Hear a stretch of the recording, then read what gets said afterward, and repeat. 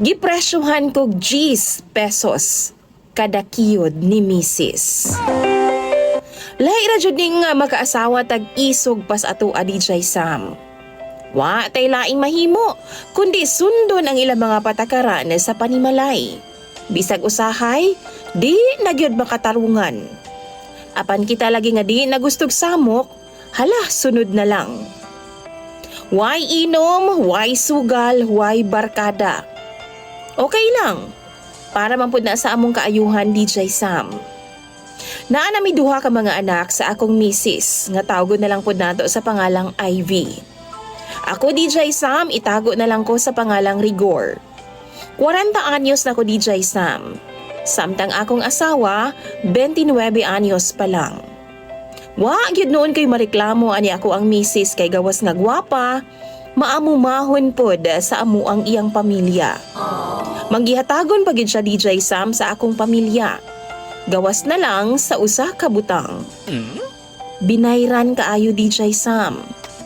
Sa kama ang akong buot pasabot anak.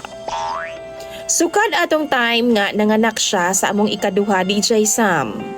Di namangod pwede ang akong asawa sa mga contraceptives, kay aduna siya'y bation. Kondom po di ko ganahan, kay tinuod man na ilang giingon nga, ikaw daw'y kaon og naay panit, lami ba? Wa gyud ko naka-feel DJ Sam og satisfaction, pero gitry namo na. CS man gud ang akong misis sa ikaduha namong anak DJ Sam. Ug nitagam na gyud kaayo siya sa mga gastuhon. Ana pa siya magtigom jud daw mi, pero kana laging kapait, maong di gyud malikayan nga hulangan pa man gani. Kung naa may sobra DJ Sam, attempt man pud ko nga naay manghiram manggod usahay akong pahiramon. Usahay gani ako mga igsuon ug mga ginikanan muhangyo ako pong ihatag. Withdrawal og calendar method mi sa akong asawa DJ Sam. Pero hadlok gyapon siyang mabuntis. Kay ingon pa siya, dili gyud daw 100% sure nga safe daw na siya nga method. Iyahang gibuhat DJ Sam, gipresyohan niya ang akong kurambo sa iyaha. Dili kada round ha or kada tira, kundi kada duot ang iyahang kwentada. G's pesos kada duot DJ Sam. Kada handos ba? Paspasan na lang gani na ako, usahay maka 20 ka duot ko 200 pesos pud na. Wa pa joy lami DJ Sam, kay di naman siya makatabang na ako. Kay magsige na lang man siya kwenta or ihap sa akong kiyot.